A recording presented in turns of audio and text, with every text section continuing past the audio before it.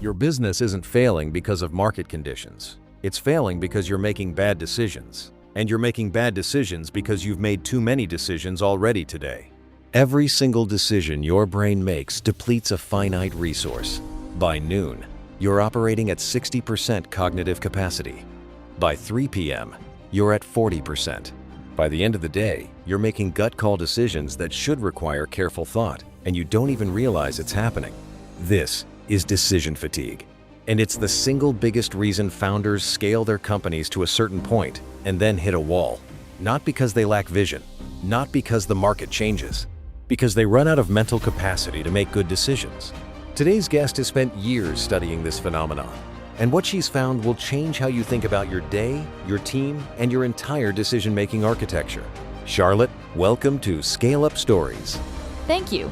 And I want to start with the neuroscience, because if you understand what's happening in your brain, everything else clicks into place. Walk me through it. Every decision you make, and I mean every decision, from what coffee to drink to whether to acquire a company, it consumes glucose in the prefrontal cortex. That's your executive function. That's your capacity for judgment, for strategic thinking, for resisting impulses. You have a finite amount of glucose available for decision-making per day. Not infinite, finite. When it runs out, your decision-making quality decays predictably. How much does it decay? Significantly. Studies show that decision quality in the afternoon is 50% worse than in the morning, controlling for task difficulty. You're not making random decisions. You're still making decisions, but the quality is measurably worse. What does that look like in practice? You make a strategic hire decision in the morning that you would have rejected in the evening.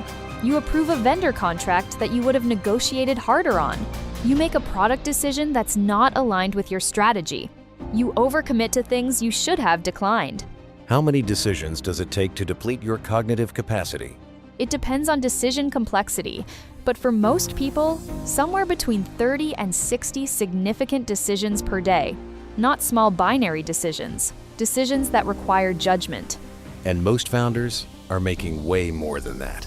Most founders are making 80 to 120 decisions per day because they haven't built any decision infrastructure. They're making the same decisions repeatedly. They're making decisions that should be made by someone else. They're making decisions that shouldn't need to be made at all. That's the key insight. Not all decisions are created equal. Exactly. And that's where most founders go wrong. They focus on making decisions. They should focus on architecting their decision-making so that by the end of the day, they've only made the decisions that require their specific judgment. What does decision architecture mean? It means thinking systematically about which decisions matter, who should make them, how they should be made, and when, instead of just making decisions as they come up. I work with founders on a framework. There are 4 categories of decisions. Category 1, judgment decisions. These require experience, intuition, and strategic thinking. These are the decisions only a founder or executive can make. Do we enter this market? Do we acquire this company? Should we change our pricing model? These require specific knowledge and judgment. Category 2, rule-based decisions. These follow established rules or frameworks. Should we hire this person? There's a hiring framework. Should we approve this expense? There's an approval matrix. These don't require executive judgment. They require someone to apply the rules. Category 3, algorithmic decisions. These can be fully automated or delegated to a system. Should this email be routed to support or sales? That's an algorithm. Should this payment be flagged? That's a rule-based algorithm. Category 4, unnecessary decisions. These don't need to be made at all. Someone is asking your approval for something that doesn't require it. The default should be yes, or the default should be no, and the person shouldn't need to ask. How many of your daily decisions fall into each category? In my research across founders, about 60% of their daily decision load falls into categories 2 and 3. Things they shouldn't be making at all. Another 25% falls into unnecessary decisions. Only about 15% are genuinely judgment decisions that require executive capacity. So, founders are spending 85% of their decision-making capacity on things that shouldn't require their judgment. And then they wonder why they're exhausted and making bad strategic decisions. They've used up their capacity on low-value decisions. How do you fix that? You architect your decision-making differently. You move categories 2 and 3 to systems or people. You establish clear rules for category 4. You preserve your decision-making capacity for category 1. Does the problem change as a company scales? It gets worse. Let me walk through it. Stage 1. Pre-product to $100K. The founder is the decision maker on everything because the company is small. This is fine. You have capacity. You make most decisions reasonably well.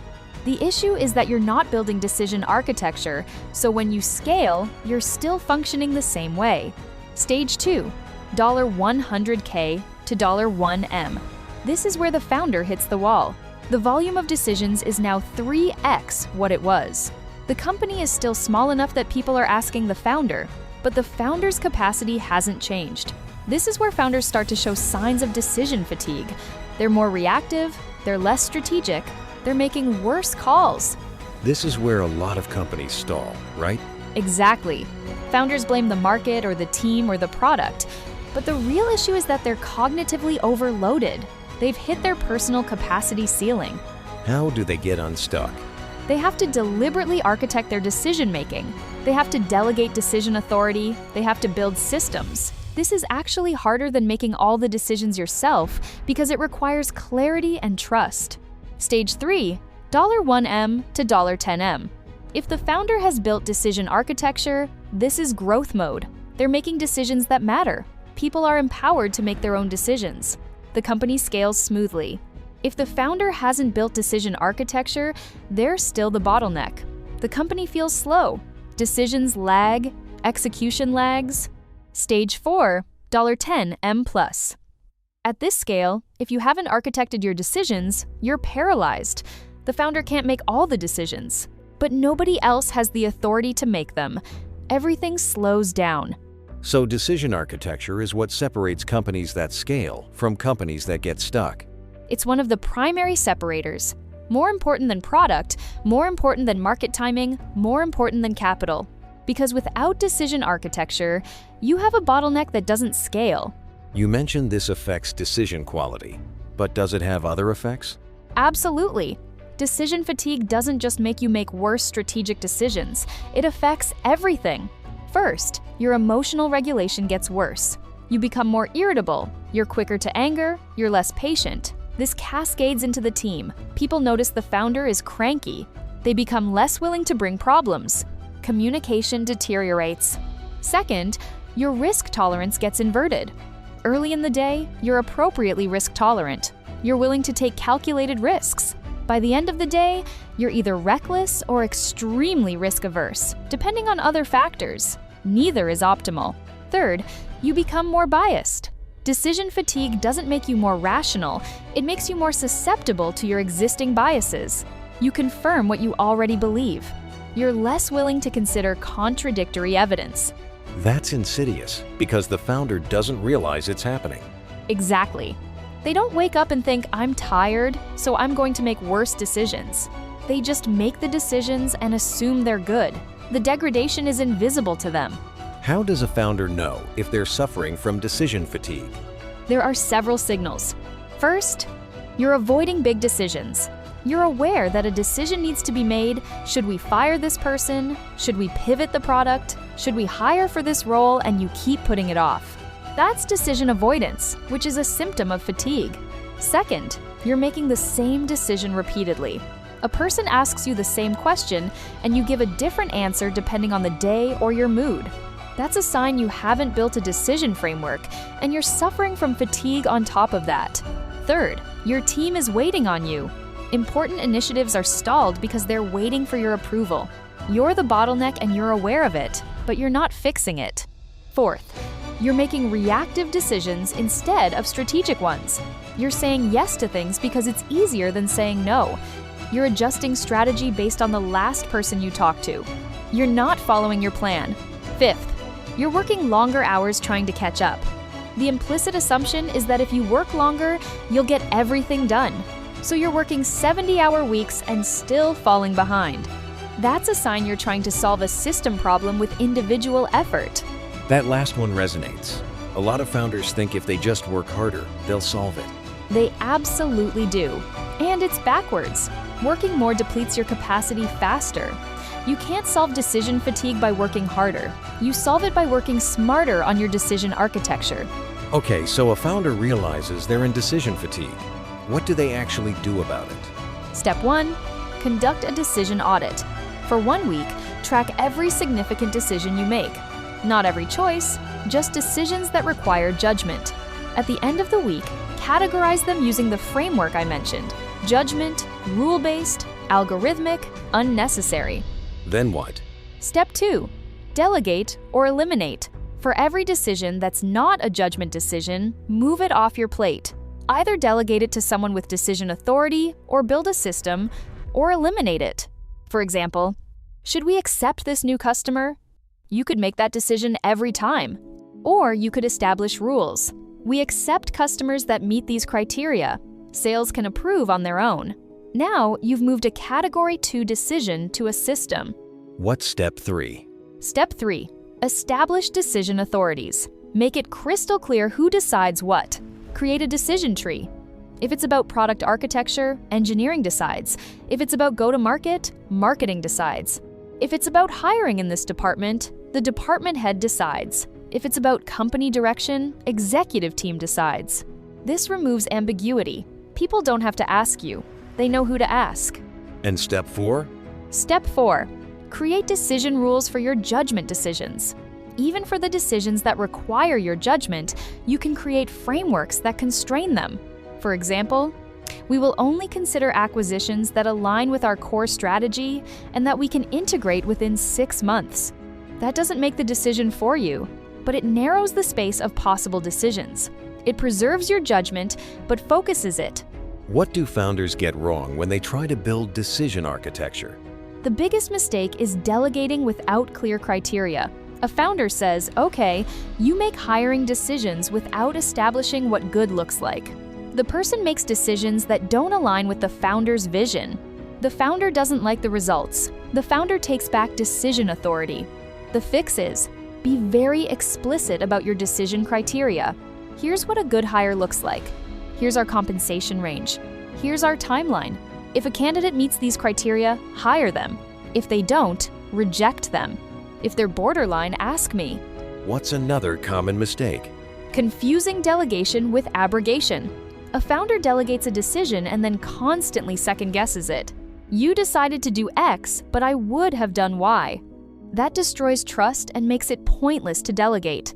If you've delegated a decision to someone, let it happen. Review the outcomes. Adjust the framework, but don't override the decision. What about when the delegated decision is genuinely bad? Then you have a teaching moment, not a reversal moment. You say, I see what happened. Here's why that decision was misaligned with our strategy. Here's how I want you to think about it next time. You don't override it. The only exception is if the decision is going to materially harm the business. In that case, yes, override it. But then you also need to address the framework that led to the bad decision. Does decision fatigue affect team culture? Dramatically. A fatigued founder makes the workplace worse. They're cranky, they're inconsistent, people don't know what they're going to get. But also, when the founder is the decision bottleneck, people feel powerless. They can't move forward. They have to ask for permission. That kills autonomy and it kills high performance. The best teams I've studied have clear decision authority and low fatigue in leadership. People feel empowered. They can move. The culture is collaborative instead of dependent. Is that a cause or an effect? Both. Clear decision architecture allows the founder to be less fatigued, which makes them a better leader, which improves culture. Better culture means people are more engaged and they take better ownership of their decisions. How does decision fatigue affect product decisions specifically? This is where it gets really costly. A fatigued founder makes worse product decisions. They're less strategic. They're more reactive. They say yes to features that don't align with the roadmap. They make design decisions that feel good in the moment but don't serve the product vision. I worked with a company that had a very strategic product vision early on, but the founder was burned out. Over 18 months, they added 32 features that were requested by big customers. None of them aligned with the core vision. The product became bloated and incoherent. Customer satisfaction declined. The company plateaued. What would have prevented that? A product decision framework. We only add features that align with these 3 pillars of our vision. If a customer requests something that doesn't fit, we say no, or we talk to them about how they can use existing features. That framework doesn't require the founder to make every decision. It just constrains the decision space. You studied 200 companies. What was the most surprising finding? That decision fatigue was the most consistent differentiator between companies that scaled and companies that plateaued. More consistent than product quality, more consistent than market timing, more consistent than capital. Companies that scaled had deliberate decision architecture. Companies that plateaued had founders who were making too many decisions and degrading in decision quality. Did the founders realize that's what was happening? Rarely. They blamed everything else. The market shifted. Our product wasn't good enough. We couldn't find the right team. But when we looked at the data, the pattern was always the same. The bottleneck was decision-making. Repeat fire? Ready. Most important decision a founder makes? How to architect their decision-making. Everything else depends on that. Best tool for tracking decision fatigue? Honestly, just noticing your emotional state by mid-afternoon. If you're cranky and reactive, you're fatigued. Can you fix decision fatigue with sleep and exercise? You can improve it. Better sleep means better cognitive capacity, but you can't out-exercise a broken decision architecture. Biggest reason founders resist building decision architecture? Control. They feel like they're losing control if they're not making every decision, but they're not losing control. They're actually gaining it. What would surprise people about decision making? That the best decision makers make fewer decisions. They've structured their world so they only decide on what matters. Charlotte, close us out. What should every founder understand about decision fatigue? I think the most important thing is to understand that your cognitive capacity is finite. You can't think your way out of it. You can't work your way out of it. You have to architect your way out of it.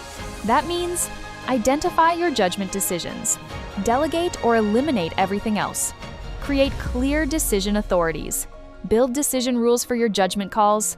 And do that before it becomes a crisis? Way before. The time to build decision architecture is when you have capacity to think clearly about it. Once you're fatigued, it's hard to architect your way out. You're too tired to build the system. How long does it take to build out decision architecture? A good framework can take a few weeks of intentional work, but the payoff is enormous. You'll have more mental capacity, better decisions, better culture, faster scaling. Charlotte, thank you for illuminating the invisible problem. Decision fatigue is real and it's costly. Thank you for asking about it. Everyone listening, audit your decisions this week.